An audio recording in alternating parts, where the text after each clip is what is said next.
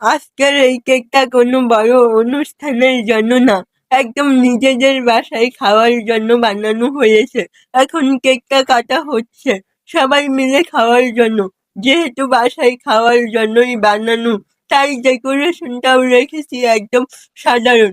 ইচ্ছা করলে আরো সুন্দর করে ডেকোরেশন করতে পারতাম, কিন্তু সময়টা ছিল খুব কম। কারণ হঠাৎ করেই আমার স্কুল জীবনের এক প্রিয় বান্ধবীর মানে আন্টি বাসায় আসলেন। ডেকোরেশন শেষ করে বেশিক্ষণ ফ্রিজে রাখার সুযোগও পাইনি। একটু পরেই কেকটা কেটে আন্টিকে দিয়ে বললাম, খেয়ে বলেন কেমন হয়েছে। একটা ছোট হাসি দিয়ে আন্টি বললেন, অনেক মজা হয়েছে।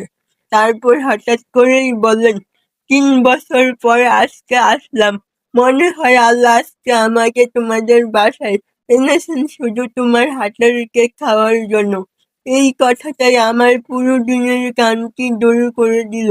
এটাই তো আসল ভালো লাগা, যখন নিজের হাতে বানানো কিছু কারো মনে এতটা আনন্দ এনে দেয়।